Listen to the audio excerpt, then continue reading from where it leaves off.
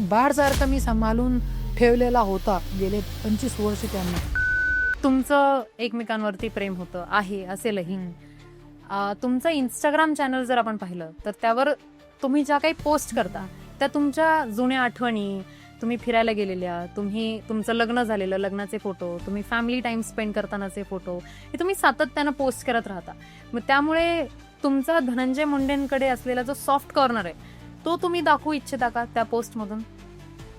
जोपर्यंत हा व्यक्ती मंत्री नाही होता तोपर्यंत हे माझ्यासोबत इतकी चांगली पद्धतीने वागणूक करत होता. एक काच की गुड़िया के जैसे मुझे सांभाळत होता.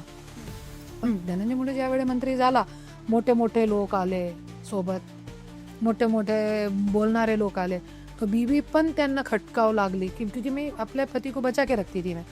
मी त्यांना खूप बाळसारखा मी सांभाळून ठेवलेला होता गेले 25 वर्ष त्यांना. एक बाळ जसं असते ना, एकदम दर 2 घंटेमध्ये फोन, दारू तो नाही पी, ये तो नाही करा, कुठे आहे, काय करत आहे. रात्री 2 वाजता पण ज्या वेळे झोपताना मला कॉल करायचा, असा आमचा नियम होता. आणि उठतेही मला व्हिडिओ कॉल करायचा, असा नियम होते. काहीतरी स्ट्रिक्ट नियम, जसे एक आई आपल्या बाळासोबत करते, आपलं बाळ इथे तिथे काही वाईट गोष्टीमध्ये जाऊ नये त्याच्यासाठी, तसंच मी त्यांच्यासोबत वागणूक करत होती. तर कुठे ना कुठे त्यांचे जे लोक होते त्यांना हे गोष्ट खटकली. नाही बाई, हे बाईसोबत जोपर्यंत हे व्यक्ती राहणार आहे तोपर्यंत आम्ही आपले काम करून घेऊ शकत नाही.